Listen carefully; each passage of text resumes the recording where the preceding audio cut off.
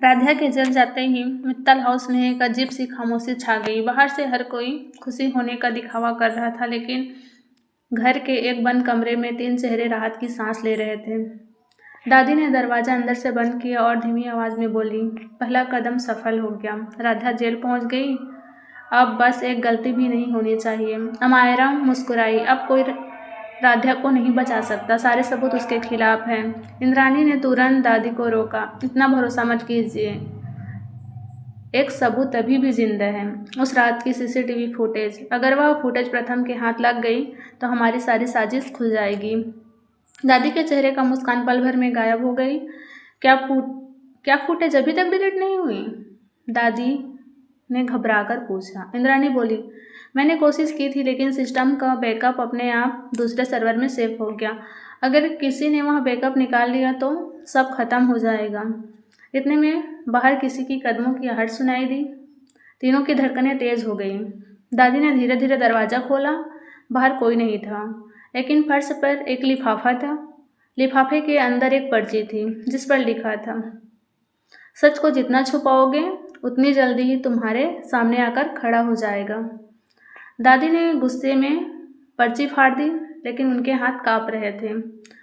उधर जेल में राधा पूरी रात सो नहीं पाई। उसे बार बार वही पल याद आ रहा था जब पुलिस उसे सबके सामने ले गई थी। उसने आंखें बंद करके भगवान से कहा, अगर मैं निर्दोष हूँ तो मेरे लिए कोई रास्ता जरूर खोलिए।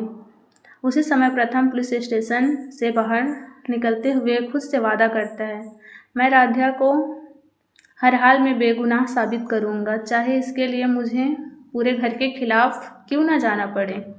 प्रथम सबसे पहले उसी जगह पहुँचता है जहाँ दुर्घटना हुई थी।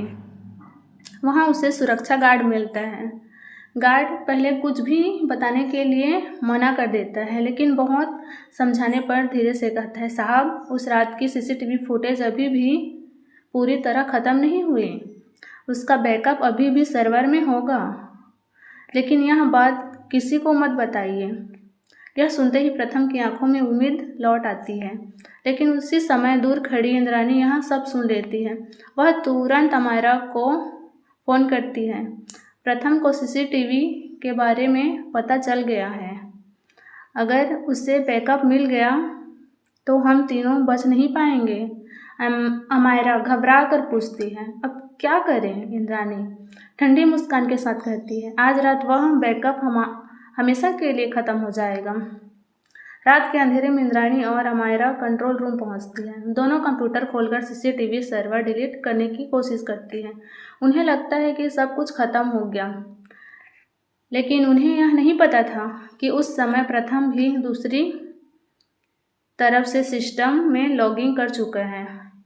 स्क्रीन पर बैकअप खुलता है, वीडियो चलना शुरू होता है। शुरू के कुछ मिनट बिल्कुल सामान्य होते हैं, फिर अचानक एक नकाबपोश शख्स कैमरे में दिखाई देता है। वह सबूतों के साथ छेड़छाड़ कर रहा होता है। प्रथम वीडियो रोककर जूम करता है। चेहरा साफ नहीं दिखता, लेकिन उस शख्स के हाथों में पहना हुआ वही खास कंगन और अंगूठी दिखाई देती है, जिसे प्रथम कुछ घंटे पहले इंद्राणी के हाथ में देख चुका था।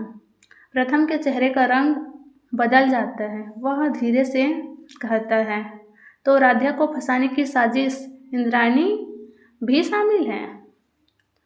तभी अचानक स्क्रीन झिलमिलाने लगती है। किसी ने दूर से सर्वर हैक कर लिया था। वीडियो बीच में ही रुक जाता है।